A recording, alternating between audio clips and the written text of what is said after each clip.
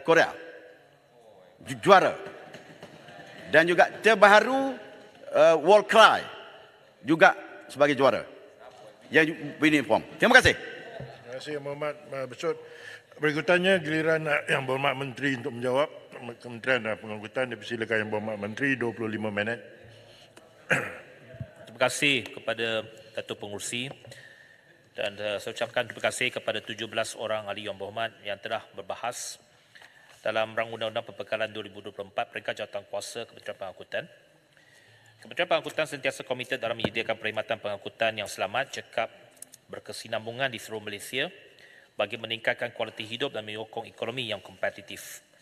Menerusi bajet 2024, secara keseluruhannya MOT telah diperuntukkan sebanyak 6.287 bilion, iaitu peningkatan sebanyak 205.5 juta ataupun 2.38% berbanding dengan bajet 2023. Peruntukan ini adalah melibatkan perbelanjaan mengurus berjumlah 1.642 bilion atau 26.2% dan perbelanjaan pembangunan yang berjumlah 4.645 bilion atau 73.8% daripada keseluruhan peruntukan.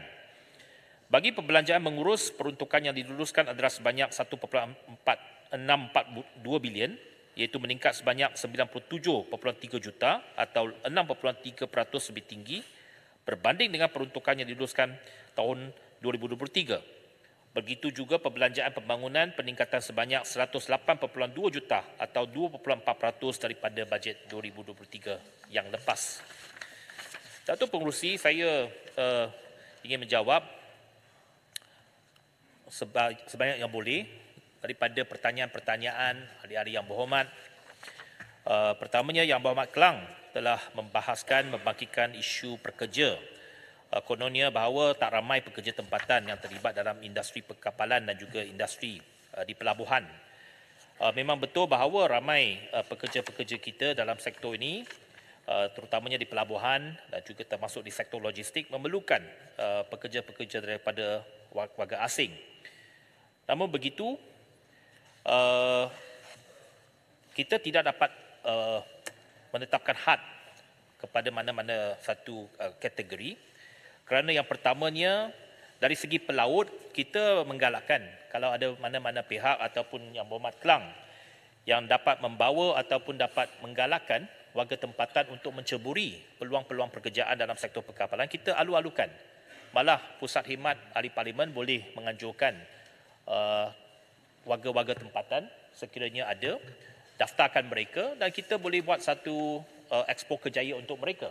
Dan kita telah buat pelbagai expo kerjaya di mana kita mengumpulkan syarikat-syarikat pengangkutan untuk menawarkan peluang-peluang pekerjaan kepada warga tempatan.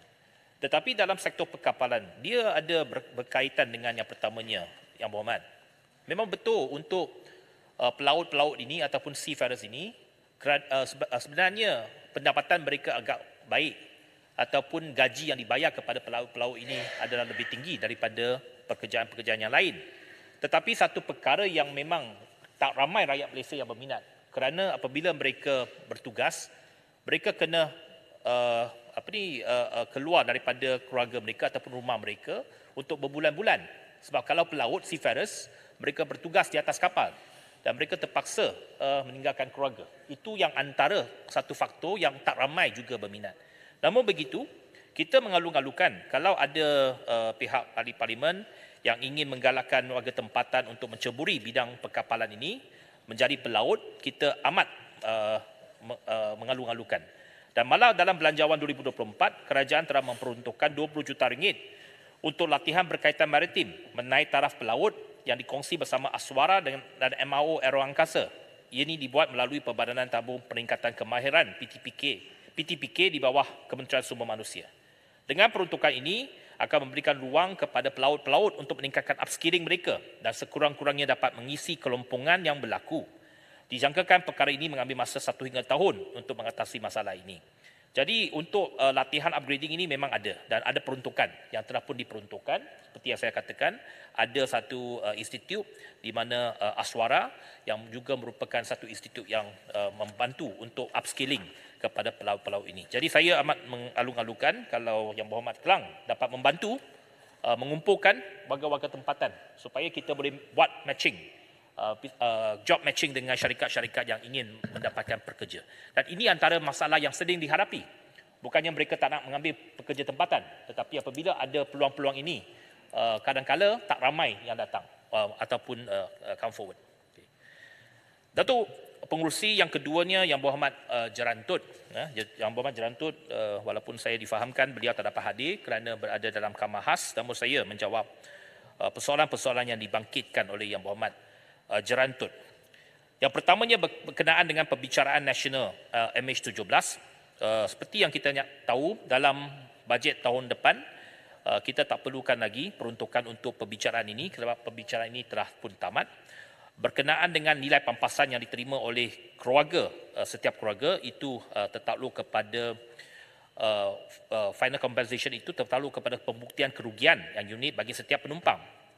Pembuktian kerugian ini akan dinilai mengikut prinsip undang-undang dan tertakluk kepada Convention Montreal ataupun Montreal Convention. Namun begitu saya difahamkan apabila berlakunya MH17 ini melalui pihak syarikat penerbangan, keluarga-keluarga penumpang ataupun next of kin telah pun diberikan pampasan sebelum ini. Tetapi jumlah itu memang dia merupakan satu perkara yang private di antara syarikat penerbangan dengan next of kin. Yang keduanya berkenaan dengan tragedi Elmina. Memang kita ada membantu kepada mangsa keluarga pemandu kereta dan penunggang motosikal tersebut. Kerajaan juga bantu, ada juga daripada syarikat e-hailing juga ada membantu. Namun begitu dari segi jumlahnya, dari segi spesifiknya mungkin saya akan memberikan jawapan secara bertulis. Yang kedua berkenaan dengan pembinaan kompleks pejabat dan sistem peralatan jabatan laut. Okay. Ada butiran, berbagai butiran di sini, daripada butiran pembaikan pembinaan kompleks pejabat sistem peralatan jabatan laut, terdapat 12 projek yang akan dilaksanakan dan saya tak nak baca satu persatu kerana mengambil masa. Saya akan memberikan jawapan secara bertulis kepada Yang Berhormat. Berkenaan dengan Subang. Okay. Subang ini satu perkara yang penting yang kita nak katakan ialah bahawa untuk Subang Regeneration ini, dia merupakan satu hasrat ataupun satu perancangan untuk menjadikan Subang ini sebagai regional airport. Dia bukannya untuk menggantikan KLIA. Jadi isu cannibalization kepada KLIA itu tidak timbul. Kerana KLIA tetap menjadi gateway yang paling utama untuk negara kita. Untuk penerbangan-penerbangan antarabangsa, penerbangan-penerbangan long haul dan sebagainya. Memang KLIA akan terus memainkan peranan tersebut. Kerana kapasitinya lebih besar, size-nya lebih besar. Subang ini dia kapasitinya terhad. Dan kita nak jadikan dia sebagai satu city airport yang hanya memberikan ruang kepada pesawat-pesawat narrow body untuk menggunakan lapangan terbang ini. Dan memang kita akan ada had dari segi jenis pesawat yang boleh digunakan. Dan tujuan untuk kita regenerate Subang ini, dia menjadi satu city airport, menjadi satu premium airport dan juga menjadi hub kepada private jet dan juga kepada MRO. Jadi ia bukannya untuk mengambil alih fungsi KLIA dan isu cannibalization tidak timbul sama sekali. Dan juga ada kajian-kajian yang telah pun dibuat sebelum ini. Sebelum pun KLIA dibina, satu kajian oleh konsortium Jepun Anglo telah pun dilakukan, iaitu kajian plan induk KLIA yang menilai potensi untuk menjadikan KLIA dan Subang Airport ini sebagai multi airport system. Dan apabila mengikut kajian ini, apabila KLIA mencapai 60 juta penumpang setiap tahun, maka wujud pembahagian trafik secara sukarela antara KLIA dengan lapangan terbang Sultan Abdul Aziz Shah Subang. Jadi tahun 2019, trafik penumpang di KLIA telah pun mencapai lebih daripada 60 juta. Jadi tidak timbul soal kita cannibalize KLIA, dan itu sesuatu yang memang kita memberikan perhatian yang cukup teliti supaya apapun kita buat untuk Subang, kedudukan KLIA akan terjamin dan kedudukan KLIA akan kita pastikan sebagai hub trafik udara yang paling penting untuk negara kita. Pembelian stok KTMB, saya akan jawab secara bertulis. Okay. Memang ada apa yang kita belikan. Subsidi untuk Skypark Link ini. Yang Berhormat dan juga untuk maklumat oleh Yang Berhormat yang lain. Apabila saya mengambil alih Kementerian Pengangkutan, saya lihat bahawa Skypark Link ini dia tidak memberikan pulangan kepada kerajaan dari segi ridership. Sebab ridership di Skypark Link ini agak rendah. Walaupun kita membelanjakan lebih 10 juta ringgit untuk mengoperasikan Skypark Link ini setiap tahun, tetapi ridershipnya tak sampai 100 orang satu hari. Kerana dia menghubungkan Subang Airport dengan KL Central. Ridershipnya cukup rendah. Jadi saya mengambil keputusan, kita suspend dulu operasi itu. Suspend dulu operasi itu. Mengapa kita suspend? Yang pertamanya ridership tak tinggi. Kita belanja lebih 10 juta, tak berbaloi. Saya nasihatkan KTMB ambil ataupun relocate train-train tersebut daripada Skypark pergi ke utara. Itu sebabnya komuter utara sekarang ini kekerapan kita dapat tambah. Di antara Butterworth sampai ke Padang Besar, kita tambah kekerapan. Sebab ada pertambahan train. Dan train ini datang daripada Skypark. Bukannya train baru. Tetapi kita bawa train-train ini, yang kita berhentikan operasi di Skypark ini, kita bawa kepada sektor utara. Jadi ini kita dapat tambah kekerapan. Adakah kita akan tak hidupkan semula perkhidmatan ini selama-lamanya? Tidak. Apabila Subang Airport ini dapat di-regenerate, ada pembangunan semula. Apabila Subang Airport ini dalam masa 3 tahun, kita dapat membangunkan semula Subang Airport ini, ada trafik udara yang lebih tinggi di Subang, maka kita akan hidupkan semula Skypark Link ini. Tetapi dengan model yang lebih baru, dan kita akan cuba juga berbincang dengan mungkin pihak yang lain untuk lihat bagaimana kita dapat operasikan Skypark Link ini bersama-sama dengan pihak KTMB. Jadi Skypark Link ini jangan bimbang bahawa kita tidak akan membazir landasan tersebut, kita akan pakai, tetapi kita akan cuba lihat kepada satu model pengoperasian yang lain. Berkenaan dengan tiket kapal terbang, ini juga berkaitan dengan ramai ahli yang berhormat yang membangkitkan tadi. Yang pertamanya saya dah jawab beberapa kali. Kerajaan tidak berhasrat untuk meletakkan satu ceiling. Kerana kalau kita letak ceiling, syarikat penerbangan ini tak ada motivasi, mungkin mereka akan cut capacity. Jadi kalau kita letak ceiling, pada waktu-waktu yang bukan puncak, mungkin harga itu akan meningkat. Jadi kalau kita letak harga ceiling, dia akan mungkin menjadikan harga-harga yang biasanya, yang bukannya peak period, yang sepatutnya murah, akan menjadi lebih tinggi.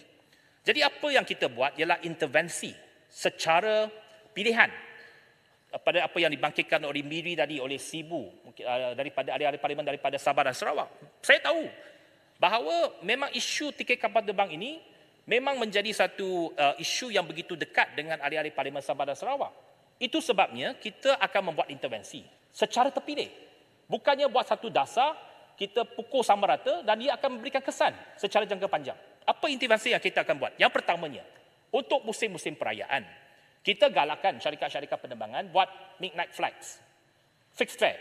Ini akan diteruskan untuk musim-musim perayaan, Tahun Baru Cina, Hari Raya dan sebagainya. Mereka akan tambah penerbangan. Kita akan facilitate, airport akan dibuka sampai kepada Larut Maram.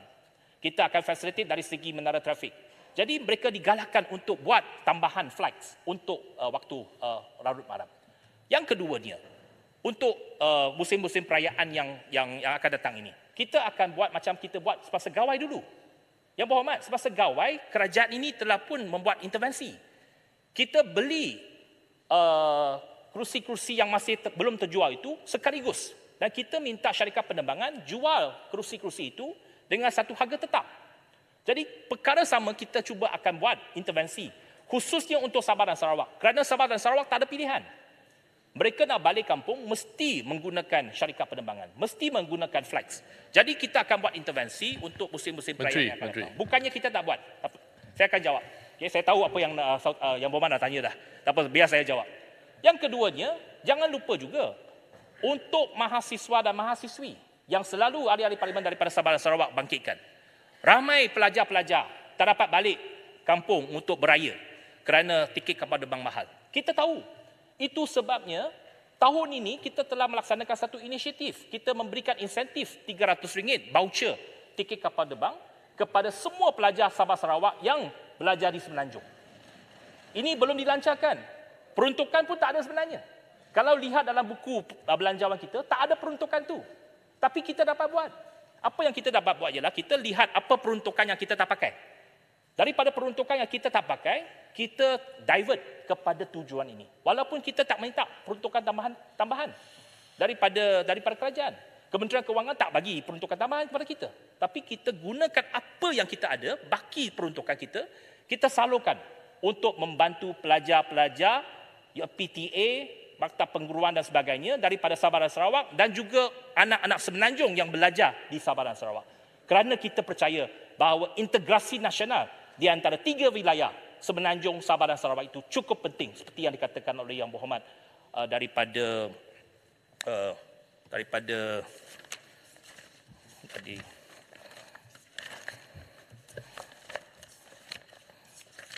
Sri Ahmad tadi yang sebut berkenaan dengan integrasi 3 wilayah ini.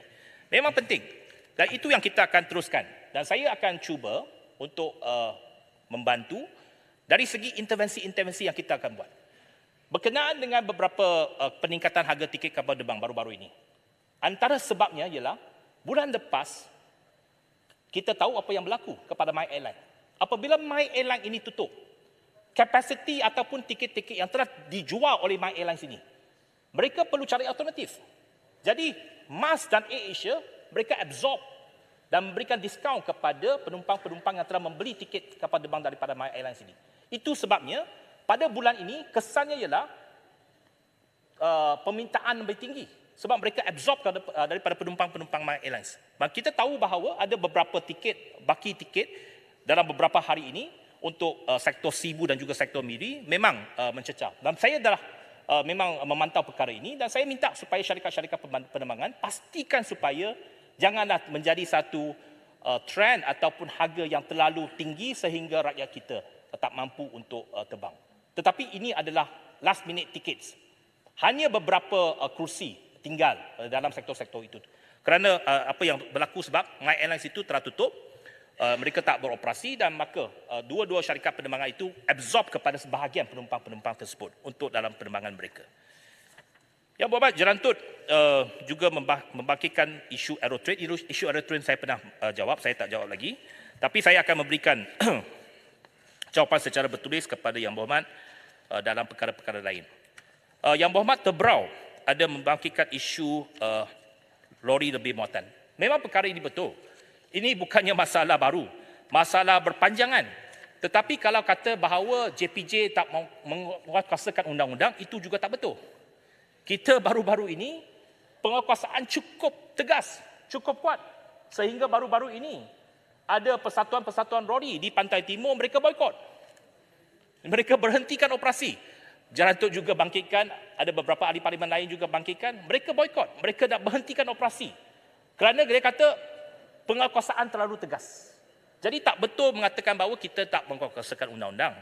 Memang betul kita tahu bahawa isu operasinya, mungkin pengilang tak nak bayar trip mereka yang lebih tinggi, harga yang lebih tinggi. Kita cuba cari bagaimana dapat memastikan bahawa operator-operator ataupun pemandu-pemandu ini dapat beroperasi dalam satu keadaan yang lebih lebih berbaloi kepada mereka. Tetapi pada masa yang sama, isu keselamatan memang kita tak dapat kompromikan. Kerana ini adalah satu perkara yang amat penting. Kerana lori lebih muatan ini akan memberikan kesan yang cukup tidak baik kepada pengguna-pengguna jalan raya.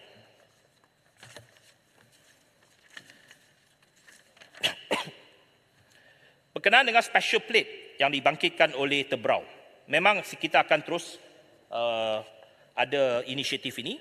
Kita akan terus melalui JPJ EBIT, kita akan ada tender-tender terhadap nombor-nombor berdaftaran special ini ataupun special plate ini. Kerana ini juga salah satu cara untuk kita menjana pendapatan. Dan tahun depan, Kementerian Kewangan telah bersetuju. Apa saja inisiatif kita penjualan nombor-nombor plate istimewa ini, 50% daripada hasil itu akan dikembalikan kepada Kementerian Pengangkutan untuk kita melaksanakan pelbagai inisiatif untuk rakyat. Umpamanya kita nak tambah bilangan untuk mendapatkan lesen memandu B2. Ramai yang ahli-ahli parlimen minta di kawasan mereka masing-masing supaya ditambah latihan-latihan itu, diberikan kepada golongan B40 supaya mereka dapat lesen secara percuma. Itu akan kita tambah, tetapi peruntukan itu perlu datang daripada hasil daripada penjualan special number plate ini yang kita akan buat dalam keadaan segera apabila tahun baru akan datang. Yang Berhormat Padang Rengas ada membangkitkan isu berkenaan dengan perkhidmatan feri Lumut ke Pangkor. Untuk makluman Yang Berhormat, Sekarang Sebentar, Yang Berhormat Menteri. Yang Berhormat Pendang. Yang Berhormat Besut. Please, Menteri tengah menjawab.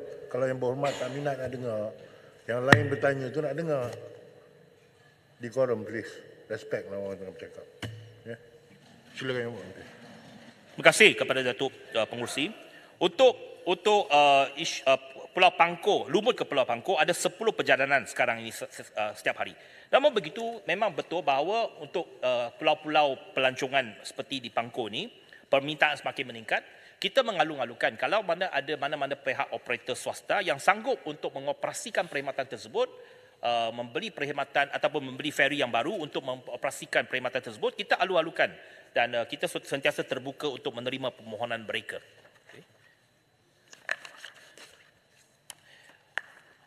MH17 tadi saya dah jawab, daripada Setiu juga membangkitkan.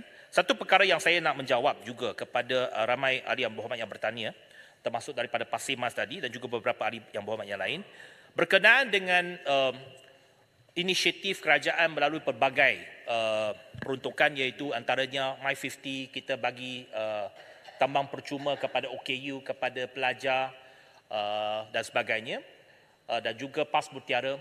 Suka cerita saya nak katakan yang pertamanya, inisiatif untuk kita memberikan PAS percuma kepada pelajar-pelajar sekolah dan juga kepada OKU, ini dapat dilaksanakan melalui sistem MyBus kita.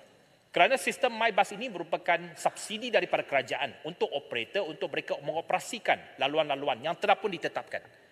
Kerajaan telah pun menandatangani kontrak dengan mereka. Bayaran memang telah ditetapkan mengikut jarak perjalanan mereka.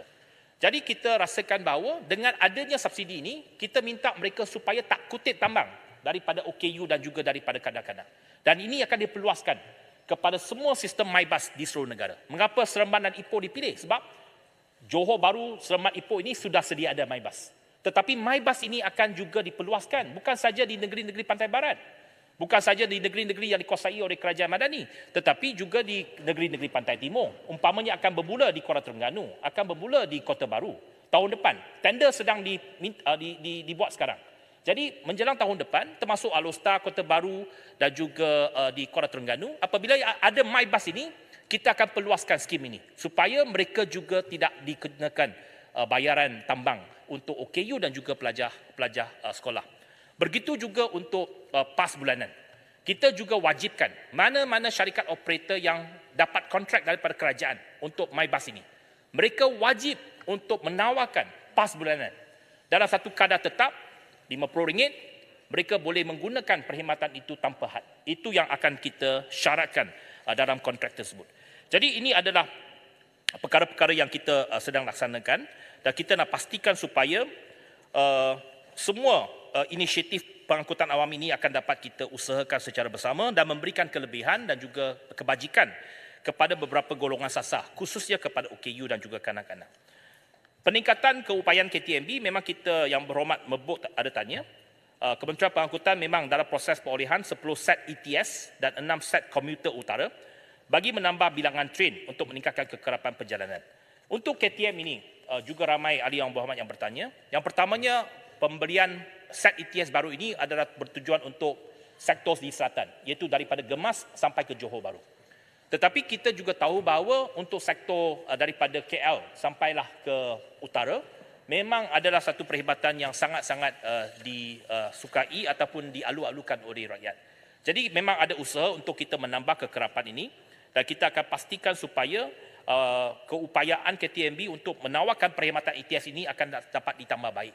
Dan kita harap perkhidmatan ini dapat memberikan manfaat kepada lebih ramai penumpang-penumpang. Dan di sektor utara juga, selain daripada ETS, kita juga akan menambah set komuter yang akan dapat memberikan kekerapan yang lebih besar kepada penumpang-penumpang di sana.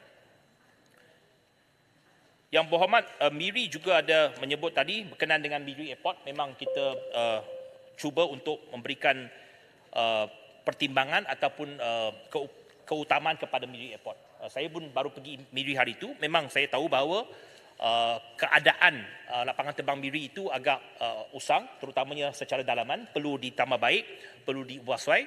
Kita telah pun menyatakan hasrat kita kepada Kementerian Kewangan bahawa Miri Airport itu antara keutamaan yang perlu diberikan. Jadi saya harap Kementerian Kewangan juga dapat memberikan peruntukan tambahan untuk supaya Miri dapat ditambah baik dari segi airport tersebut. Yang berhormat Baram tadi. Baram ada membangkitkan berkenaan dengan RAS, Rural Air Service. Saya nak katakan yang pertamanya, kita faham bahawa pelbagai kekangan dari segi operasi Stowport ini di Sarawak, banyak pesawat-pesawat Twin Otters dan sebagainya, walaupun kapasitinya 18 orang, 19 orang, tetapi hakikatnya mereka hanya boleh membawa 8-9 orang penumpang.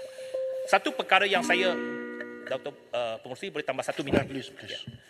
Satu perkara yang saya nak nyatakan di sini berkenaan dengan RAS ini.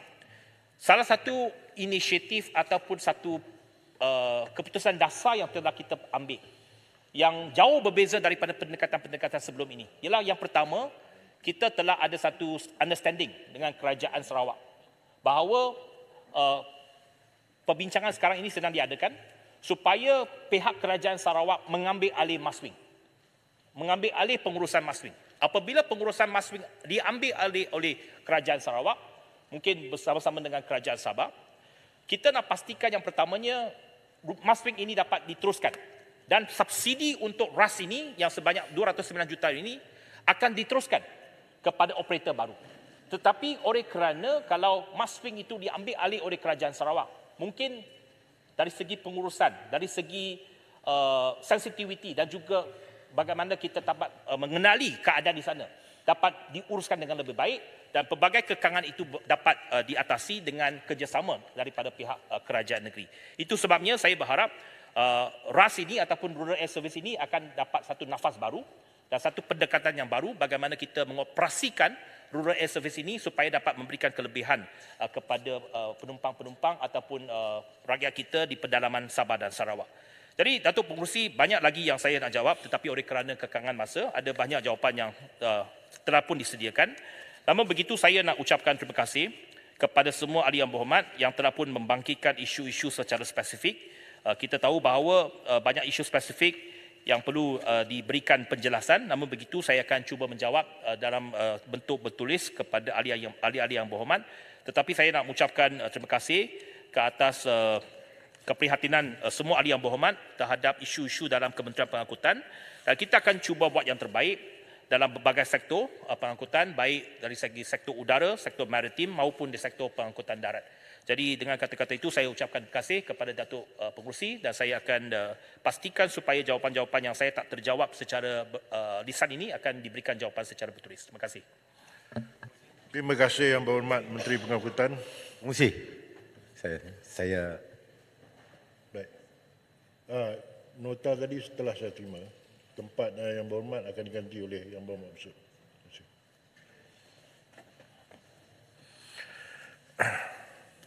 Ahli-ahli yang berhormat, masalahnya ialah bahawa wang sejumlah 1 bilion